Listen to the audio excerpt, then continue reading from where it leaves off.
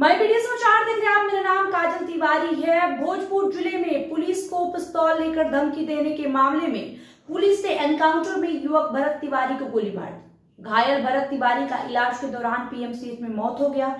वहीं इस एनकाउंटर के बाद अब कई सवाल खड़े हो रहे हैं। खासतौर पर पुलिस ने इस एनकाउंटर में जिस तरह से एक्शन लिया वो सवालों के घेरे में है। बताया जा रहा है कि एक तरफ पुलिस को बंधक बनाए जाने और पुलिस कर्मियों को धमकाने के मामले को लेकर भोजपुर पुलिस की तरफ से भरत तिवारी को मानसिक रूप से विक्षिप्त करार दिया गया था। उसका इलाज कोइलवर के मानसिक आरोग्यशाला में कराए जाने की बातें कही गई थी, लेकिन हुआ ठीक उल्टा। भरत तिवारी के सरेंडर करने के बाद का एक वीडियो भी सामने आया जिसमें साफ तौर पर देखा जा सकता है कि किस तरह से भरत ने पिस्तौल को पुलिस कर्मियों को दे दिया, लेकिन इसके बाद भी उसे 4 गोलियां मारी गई जबकि वो निहत्था था। आनंद फानन में भरत तिवारी को इलाज के लिए सदर अस्पताल आरा लाया गया, लेकिन उसकी हालत इतनी नाजुक थी कि डॉक्टरों ने बेहतर इलाज के लिए उसे पटना पीएमसीएच रेफर कर दिया, लेकिन इलाज के दौरान उसे नहीं बचाया जा सका। अब इस एनकाउंटर को लेकर पुलिस पर कई सवाल खड़े हो रहे हैं। भोजपुर जिले में सोशल मीडिया पर तो हर जाति के लोग इस एनकाउंटर पर सवाल उठा रहे हैं। कई लोग इसको फर्जी एनकाउंटर करार दे रहे हैं। आपको बता दें, मृतक भरत तिवारी के पिता काशीनाथ तिवारी ने बताया है कि मेरा बेटा बिल्कुल सही था और वो समाज के लिए लड़ाई लड़ रहा था। उसने कोई अपराध नहीं किया था, ना ही उस पर कोई चार्जशीट या एफआईआर थी। पिता ने सीधे तौर पर पुलिस पर आरोप लगाया कि उसने पुलिस के सामने सरेंडर कर दिया था। भरत ने पिस्टल पुलिस कर्मियों के सामने फेंक दिया था और सरेंडर भी कर दिया था। वो तो कोई अपराधी भी नहीं था, लेकिन फिर भी पुलिस ने उसका एनकाउंटर कर दिया।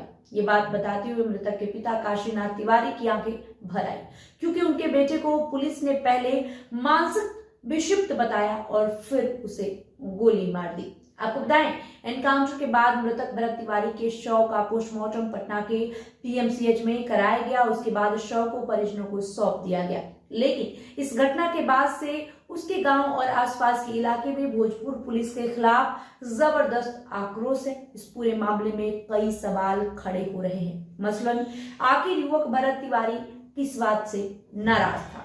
इसके अलावा भरत को सिस्टम की किस बात से नाराजगी थी? साथ ही उसने नाराजगी में कोई निजी कारण बताया था या नहीं?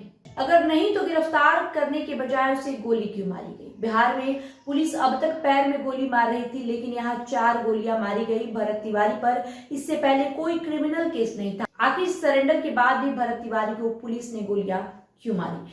वही साथ ही साथ अब सम्राट चौधरी की जो सरकार है उस पर भी सवाल खड़े हो रहे हैं कि क्या अपना नाम बढ़ाने के लिए, ये दिखाने के लिए कि बिहार में अब क्राइम पर कंट्रोल किया जा रहा है, सम्राट चौधरी की पुलिस फर्जी और प्रायोजित एनकाउंटर कर रही है।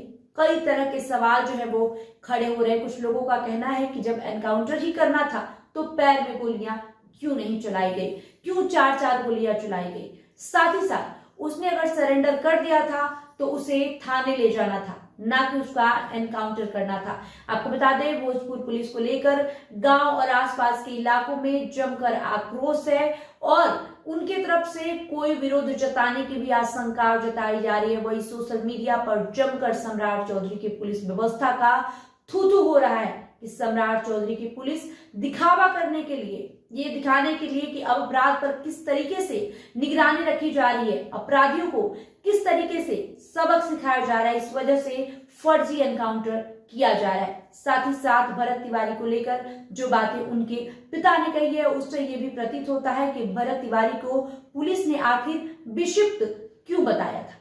आपको क्या लगता है? कमेंट करके जरूर बताएं। फिलहाल वीडियो में इतना ही। बने रहे माय पीडी समाचार के साथ। बहुत बहुत शुक्रिया।